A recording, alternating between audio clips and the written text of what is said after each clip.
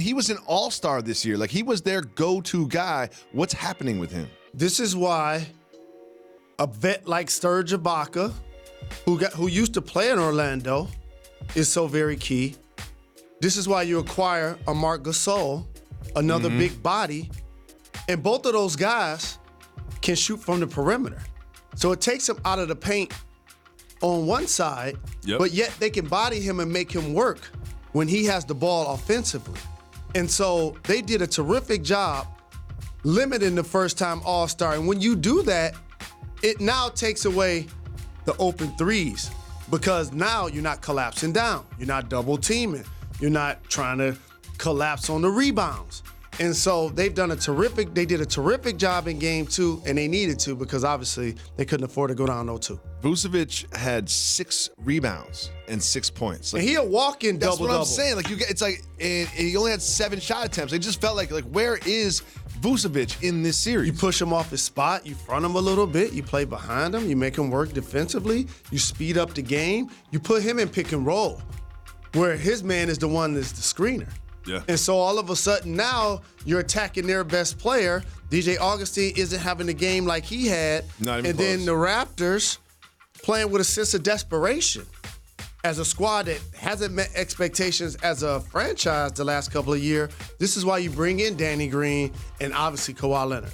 Part of the story of this game was the play of Kyle Lowry. Do you remember how many points Kyle Lowry scored in game 1? As many as you and I did. 0 points. And there was a lot of talk about Kyle Lowry that I'm sure got to him between game 1 and game 2. And he came out and he established himself early. Like, he scored early on in the game, and he ended up with a very good game, 22 points, 7 assists, and just generally played well, especially up against Augustine, who kind of got the best of him in game 1.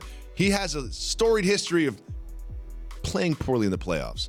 What do you think mentally he's doing right now, and what adjustment did he make? So this is the gut check, because you hear exactly like you just said what the chatter is that surrounds your name. People will hope to block out the noise, but some people feed off of it. But either way, it's going to happen because it's around you, it's around your friends, it's around your family, and he knows regardless of what the Raptors do in the regular season, everybody's going to say, maybe you got rid of Casey. Maybe you traded DeRozan. What is Kyle Lowry going to do in the playoffs? I mean, we started talking about that like the All-Star break. You know, like that conversation starts 3 months ago, and it continues until game 1. And I think it was in his head a little bit in game 1. Absolutely. And by the way, you can't play a game where your All-Star point guard has 0 points and win at home. Like, they almost did. Right. They almost did. But that's more the exception than the rule. And so he did come out aggressive. He was knocking down shots. He always sacrifices his body. He always takes charges. But when he's scoring over 20, now the dynamics of the team look different, and it frees up Pascal Siakam for drives. Yep. Kawhi Leonard for drives. And so it really is the thing that drives their offense other than the obvious.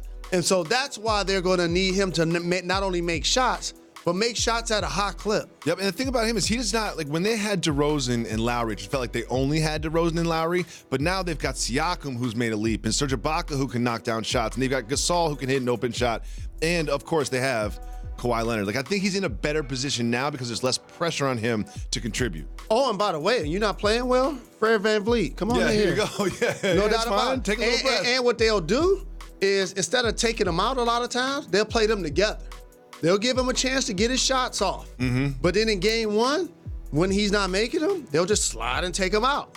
And so they've now built out their roster, and Masai Ujiri's did a terrific job of creating a level of balance with their team that if he does struggle, you have more people to initiate offense. Orlando has been excellent at home, especially in the last 2 months. Do you think they can get 1 or 2 in Orlando? I do. This is a series now. You think so? I'm picking the Raptors to win it, but of course. I think the Magic win one of those games at home. I'm not sure. We'll see, but I think that the Raptors got a little wake-up call in game 1 and kind of figured it out in game 2. Watch we'll see Gordon. how that goes. I think he has a big game and they get one. Well, if the Raptors do happen to lose, right? People are going to talk about the Drake curse.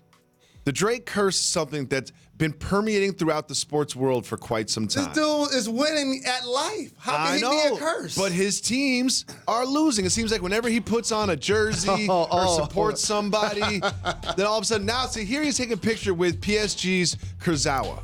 And what do? They lose. So now we have AS Roma saying all Roma players are forbidden from taking a picture with Drake. Roma is a huge team.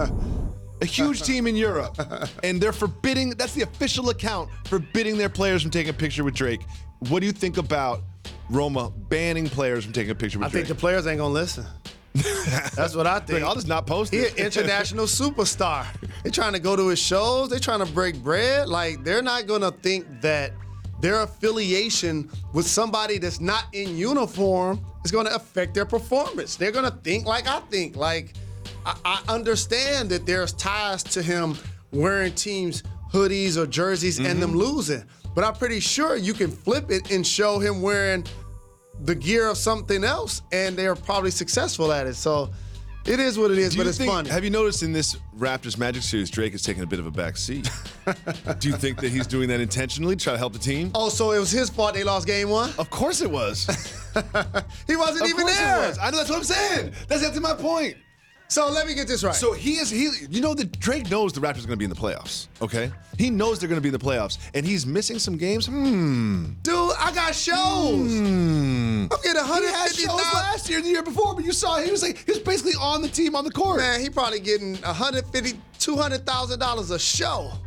You think I'm about to be at a basketball game? He's staying away on purpose. Man, please, I'm about to go do 5 shows. Y'all get out of the first round and come holler at me. I also do want to say I had the pleasure of meeting him. He's one of the nicest, most genuine people in the world. Like, he's like truly, truly a nice guy. And that's the homie. I remember watching him come up in the T-Dot back in the day.